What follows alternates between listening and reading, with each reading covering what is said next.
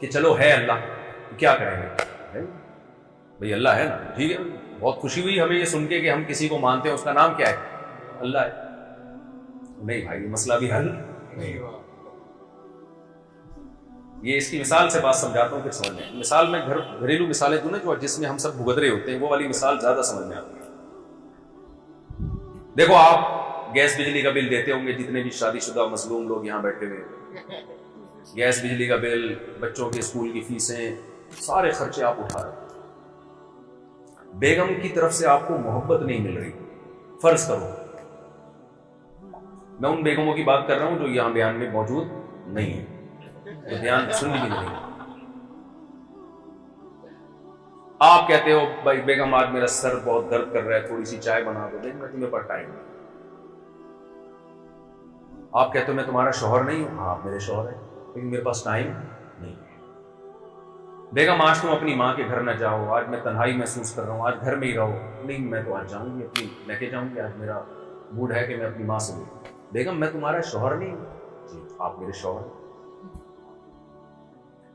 آپ جو کام کہہ رہے ہیں وہ نہیں مان رہے, لیکن کہتی میں آپ کو اپنا شوہر مانتی ہوں. ایک دن آپ غصے میں آ کے بولیں گے مت کہو کہ میں تمہارا شوہر ہوں. خدا کے لیے یہ جملہ نہیں بولو, اس کے علاوہ کچھ بھی بول دو. آپ بولو گے نا ایک دن غصے میں آ کے, یار جب تم میرے کسی کام کی نہیں ہے تو خام خواہ میں شو مارنے کے لیے کیوں بولتی ہے کہ آپ میرے شوہر ہیں. ایک دن ہوتی ہے نا لڑائیوں میں, یہی بعض دفعہ الٹا بھی معاملہ ہو جاتا ہے.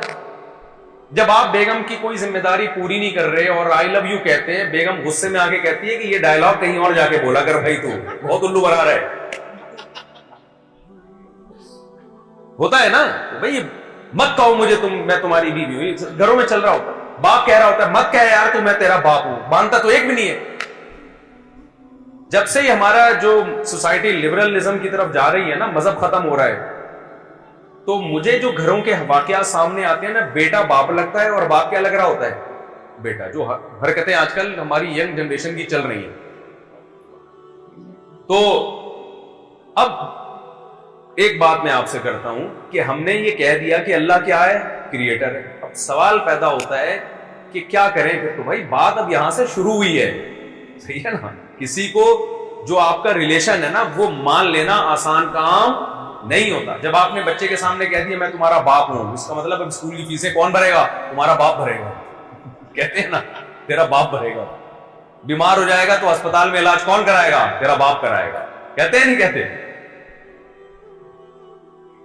تو اب ہر چیز, تو جب کہہ دیا لا الہ, جب ہم نے مان لیا کہ اللہ ہے, تو قرآن خود اس کلمے میں اللہ اعتراف کراتے ہیں لا الہ, پھر اس کے سوا کوئی معبود نہیں ہے. کیا مطلب, وہ معبود ہے. معبود کی ڈیفینیشن کیا ہے؟ عبد کہتے ہیں غلام کو. اب کسے کہتے ہیں؟ یہ والا غلام نہیں جس کو ہم گھر میں سرونٹ کہتے ہیں یا خادم کہتے ہیں. یہ غلام تو سیلری پہ ہوتا ہے, جب جو کام اس کے ذمہ لگایا جائے بس اسی کا پابند ہوتا ہے. سارا دن آپ کے ہر کام کا یہ ذمہ دار نہیں ہوتا, اس کی ڈیوٹی ہوتی ہے. لیکن عربی میں جو عبد کا تصور ہے, غلام کا تصور ہے, وہ یہ کہ سر کے بال سے لے کے پاؤں کے ناخن تک اس پر اپنی مرضی نہیں چلے. حتیٰ کہ غلام جو کماتا تھا نا وہ بھی اس کے مالک کا ہوتا تھا. وہ بھی مالک کا ہے, ساری پیسے لا کے مالک کو پکڑا ہے.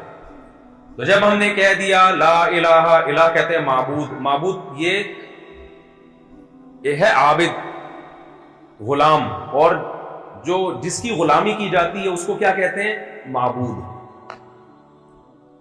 تو اگلے جملے میں اس میں آپ نے یہ اعتراف کر لیا کہ ہم کس کے غلام ہیں, اللہ کے. یعنی ہمیں اب اپنی مرضی سے کچھ کرنے کی اجازت نہیں ہے. اب کس کی چلے گی, اللہ کی چلے گی. وہ جو کہے گا وہی ہوگا. اس نے کہہ دیا سود حرام ہے. اچھا یہ اللہ کے کرم ہے کہ اللہ نے اپنا جو انٹروڈکشن کروایا نا, جو اللہ کو سب سے زیادہ نام پسند ہے وہ ہے رحمان. آقا بہت سارے قسم کے ہوتے ہیں, ظالم بھی ہوتے ہیں, بالکل ہی نچوڑ کے رکھ دیتے ہیں غلاموں کو. تو اللہ نے کہا کہ تم سر کے بال سے لے کے پاؤں کے ناخن تک میرے غلام ہو, مگر میں سلوک تمہارے ساتھ غلاموں والا نہیں کروں. سلوک ایسا کروں گا جیسے ایک ریاست ہوتی ہے, کچھ مینجمنٹ کے لیے کچھ قوانین وہ دے دیتی ہے, لیکن اس میں تمہارا خیال زیادہ رکھتی ہے. تو میرے احکام ایسے ہوں گے جس میں تمہارا فائدہ ہے. ایسا نہیں کرنا کہ صبح سے لے کے رات تک تمہاری کوئی خواہش پوری نہ ہو. نہ نہ نہ، تم کھا بھی سکتے ہو، پی بھی سکتے ہو، شادی بیاہ بھی کر سکتے ہو، اولاد بھی پیدا کر سکتے ہو، جاب بھی کر سکتے ہو، ٹریولنگ بھی کر سکتے ہو. کلو من الطیبات، کھانے میں ایک شرط ہے، گند نہ کھانا. کیا کھانا؟ پاکیزہ چیزیں. چائنا والوں کے سامنے کتا آ جائے، بیل دیں گے کتے کو. حقیقت ہے، پتہ ہی نہیں چل رہا ہوتا ان میں کتا ہے کون. کیا خیال ہے؟ کتا بھی تھوڑا تہذیب سے کھاتا ہے. وہ کیا کرتے ہیں، کتے کو، زندہ کتے کو جلدی بھی کڑھائی میں ڈال کے پکاتے ہیں. تو کتا پن ہو گیا کہ نہیں ہو گیا؟ ایسے حرکتیں تو کتا بھی نہیں کرتا. انسان کی رحم کرو یار جانور کے اوپر. اب زندہ کتا ڈال رہے ہو یار اس کے اندر پکانے کے لیے. سور کھایا جا رہا ہے اور شرابیں پی جا رہی ہیں. تو اللہ میاں نے کہا میں نے انسان کو اشرف المخلوقات بنایا، یہ میرا غلام ہے، اس کو مجھ سے پوچھ کے کھانا ہے کہ کیا حلال ہے اور کیا حرام.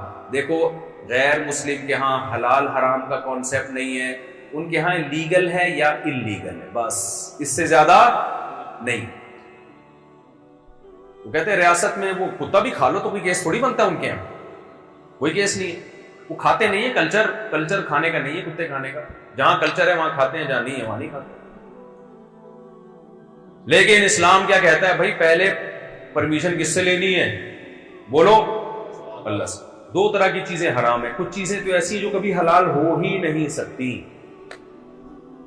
کچھ چیزیں تو ایسی ہیں جو کبھی حلال پیسوں سے بھی خریدو تو حلال نہیں ہو. کتا آپ خون پسینے کی کمائی سے بھی خرید کے کھائیں تو حلال نہیں ہو. اکثر میں چٹکلا سناتا ہوں، ایک آدمی نے مرغی چوری کی، ادھر سے ذبح کر دی الٹی طرف سے. کسی نے کہا بھائی ادھر سے تو حرام ہو جاتی ہے. اس نے کہا ویسے کون سا حلال تھی بھائی، ہے چوری کی مرغی ہے نا، سمجھ رہے؟ چوری کی مرغی ہے. تو ایک تو کچھ چیزیں ایسی ہیں جو ہیں ہی کیا حرام. کچھ چیزیں اختلافی ہیں، حدیث میں واضح نہیں ہے. یہ کیکڑا ہے، جھینگا ہے، یا اس طرح کے سمندر کی مخلوق. ابو حنیفہ رحمہ اللہ کہتے ہیں نہیں کھاؤ، حلال ناجائز ہے. امام شافعی کہتے ہیں کھا لو. اس میں پھر فقہا کا اختلاف آ جاتا ہے.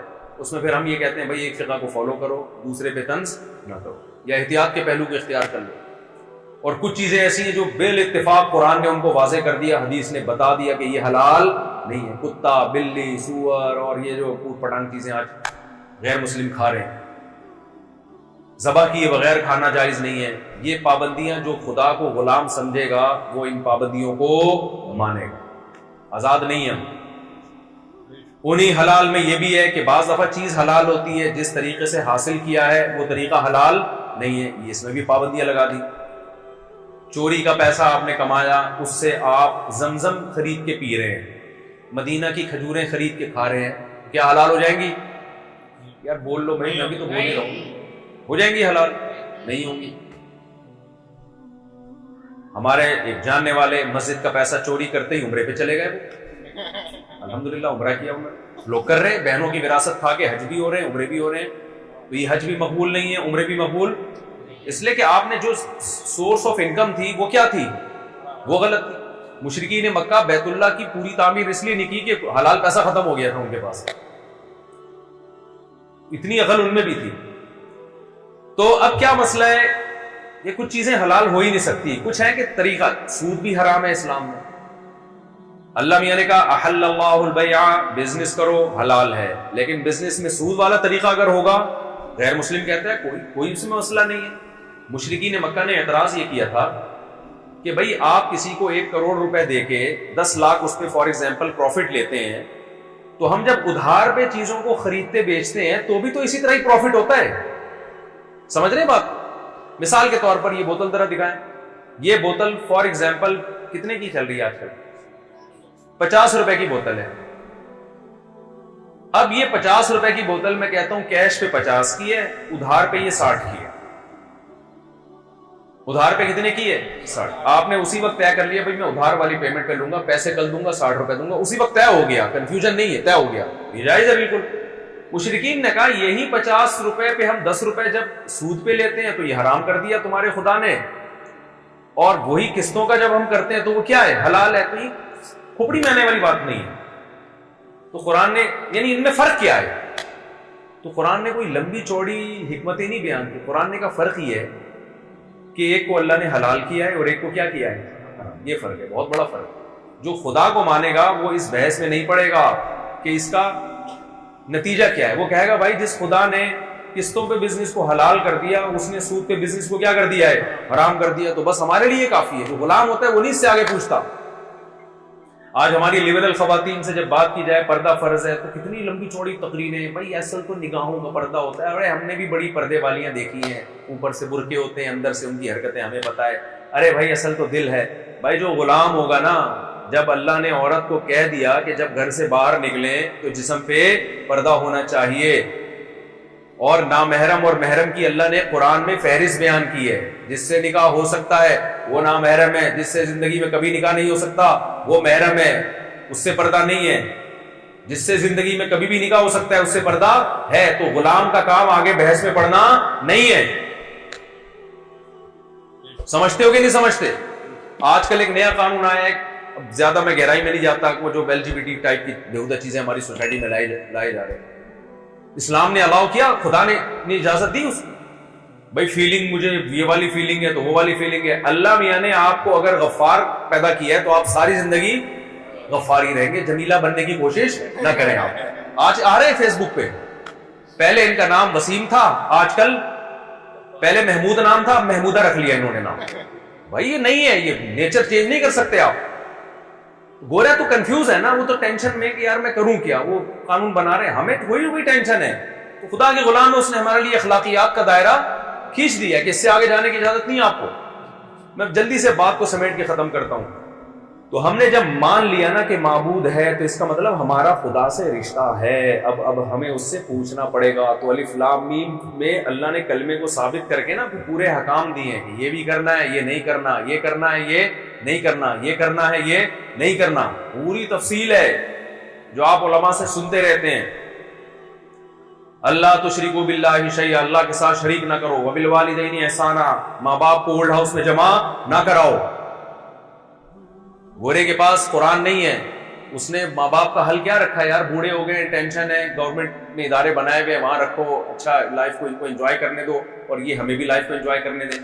قرآن نے کیا کہا, جس کو بوڑھے والدین ملے, حدیث میں آتا ہے, حدیث بھی قرآن ہی کی تشریح ہے, جس کو بوڑھے والدین ملے اس نے ان کی خدمت کر کے اپنے اوپر جنت کو واجب نہ کر لیا, اس پر اللہ کی لعنت, کہ اتنا بہترین جنت کا آپشن اس نے ضائع کر دیا. یہاں ڈیفنس ہے, یہاں کتے پالنے کا بڑا رواج آ رہا ہے. ڈیفنس میں جو ہے نا شو کے لیے کتے بہت پالے جا رہے ہیں. معذرت کے ساتھ اسلام میں کتا پالنا جائز بولو نہیں ہے. گھوڑے پالتے ہیں, ان کو پالنے دیں. صرف حفاظت کے لیے رکھ سکتے ہو آپ اگر ضرورت ہے حفاظت کی, یا شکار کے لیے رکھ سکتے ہیں آپ, شو کے لیے, دل بہلانے کے لیے نہیں رکھ سکتے. انگریزوں میں جو کتے پالنے کا رواج آیا نا, جب ان کے فیملی سسٹم تباہ ہوا ہے, بچے مارکیٹ سے کیا ہو گئے, شارٹ, دل بہلانے کے لیے جانور رکھنے پڑے ان کو. تو یہ ڈیفنس والوں سے میری ایک گزارش ہے کہ کتے دیکھو, جب اللہ نے ایک حکم دے دیا تو چھوڑ دو یار. لوگ کہتے ہیں وفادار ہے, تو وفاداری سے فائدہ اٹھانے کی اجازت دی ہے, شکار کرو نا اس سے, حفاظت کے لیے ضرورت ہے تو رکھو. وفاداری ہے تو جانور نا. دیکھو جانور میں اچھی کوالٹی اس کی اپنی سوچ سے نہیں ہوتی, اسی وجہ سے اس کو ثواب نہیں ملتا. اس میں وفاداری کے سافٹ ویئر انسٹال ہوئے ہوئے ہیں, وہ بے وفا بن ہی نہیں سکتا. یہ خوبی نہیں ہے کتے کی کہ آپ اس سے محبت کرنا شروع کر دو. انسان وفادار بنے پھر محبت کرو, کیونکہ وہ بے وفا بھی بن سکتا ہے اور وفادار بھی, اپنے اختیار سے وفا کر رہا ہے, اس سے محبت ہوگی اولاد میں جو آپ کی اولاد وفا کرتی ہے. کتا تو اس میں تو سافٹ ویئر ایسے انسٹال ہو گئے ہیں, وہ بے وفائی کر ہی نہیں سکتا, تبھی اس کو نہ ثواب ملتا ہے. اور کچھ جانوروں میں بے وفائی کے سافٹ ویئر انسٹال ہو گئے ہیں, وہ بے وفائی رہیں گے تو ان کو بے وفائی پہ ہم برا نہیں کہہ سکتے, وہ ہے ہی ایسے, بھائی اللہ نے ان کو ایسا بنا دیا. تو جانور ہے, فیملی ممبر بنانے کی اجازت نہیں ہے. جانور ہے, آپ حفاظت کے لیے رکھیں, کام لیں اس سے. نبی نے فرمایا جس نے کتا پالا روزانہ اس کی نیکیوں میں سے ایک قرات کم ہوتا رہے گا, نیکیاں ضائع ہوتی رہیں گی. شکار کے لیے جیسے پیرٹس پالے ہوئے ہیں, پرندے پالے ہوئے ہیں, ان کی حفاظت کے لیے رکھنا ہے, یا کوئی سیکیورٹی کا مسئلہ ہے, پھر کتے سونگ کے بتا دیتے ہیں کہ سسرال والے آ رہے ہیں کہ یا دوسرے لوگ آ رہے ہیں, پہلے سے کتوں کو پتا ہوتا ہے, ٹھیک ہے نا, تو سالے والوں کو ڈرانے کے لیے رکھے ہوئے ہیں, وہ ایک الگ بات. تو جلدی جلدی میں اپنی بات کو سمیٹ کے ختم کرتا ہوں.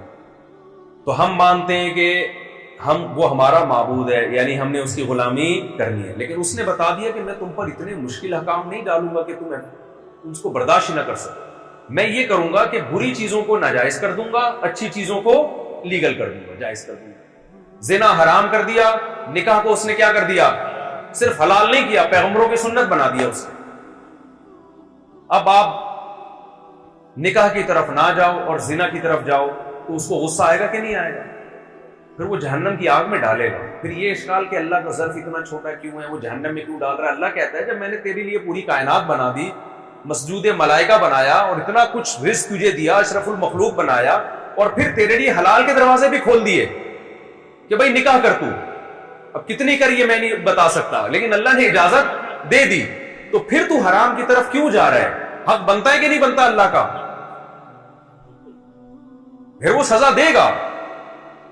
اس نے کہہ دیا کہ دنیا کے ہر مذہب میں عبادت ہوتی ہے، کوئی پتھروں کے سامنے جا کے جھک رہا ہے، کوئی کہاں آگ کی پوجا کر رہا ہے. اللہ نے کہا تم نے کس کی عبادت کرنی ہے؟ خدا کی. اس کا طریقہ بتا دیا، 5 ٹائم نماز ہوگی. اس جیسی عبادت خدا کی قسم دنیا میں کسی مذہب کے پاس نہیں ہے. یہ خود اس کی علامت ہے کہ یہ محمد صلی اللہ علیہ وسلم نے بنائی نہیں ہے عبادت، یہ کوئی اور ذات ہے جو سکھا رہی ہے.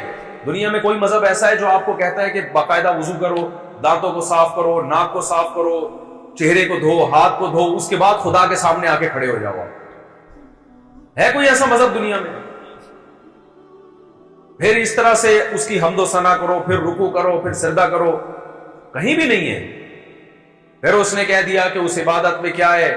پورے سال میں 1 مہینہ میرے لیے کھانا پینا چھوڑنا ہے، زندگی میں 1 دفعہ میرے گھر کی زیارت کرنی ہے، اور اسی کی عبادت میں ہے کہ جو بڑھنے والا مال ہے اس میں سے 2.5% سال میں 1 دفعہ کس کو میرا ٹیکس ہے جو کس کو دینا ہے؟ غریبوں میں بانٹ دینا. کوئی بتاؤ کوئی غلط حکم اس میں نظر آ رہا ہے؟ کتنا تھوڑا سا رکھ دیا 2.5%، یار وہ بھی سال میں. اس سے زیادہ گورنمنٹ ہم سے نچوڑ لیتی ہے پورا، اور ریٹرن میں دیتی کچھ نہیں ہے. یہ گٹر دیے ہیں جو ڈھکن لیس گٹر ہیں، دیکھ لو نا، ڈھکن لیس گٹر. ہم کس کے غلام ہیں بھائی؟ اللہ کے غلام. اچھا، لوگ ایک اکثر یہ سوال کرتے ہیں یار ہم اس میں لگے رہیں گے تو ہم تو ترقی سے پیچھے رہ جائیں گے. گورا ان سب باتوں سے آزاد ہو کے خلاؤں میں سفر کر رہا ہے، اور ہم ابھی تک اسی میں، یہ زنا ہے، یہ نہ کرو، ماں باپ کو اولڈ ہاؤس میں جمع نہیں، ان کے قدموں میں جنت تلاش کرو، شراب نہ پیو، سود نہ کھاؤ، 5 ٹائم نماز پڑھو، کتے نہیں پالو. ابے ان چکروں میں کیا رکھا ہے؟ گورا کہاں سے کہاں پہنچ گیا. تو خوب اچھی طرح یہ سمجھ لیں کہ گورا شراب پی کے یہاں سے وہاں نہیں پہنچا ہے، ابا کو اولڈ ہاؤس میں جمع کرانے سے نہیں پہنچا. وہ جس کام سے پہنچا ہے اس کام سے اللہ تھوڑی روک رہا ہے آپ کو.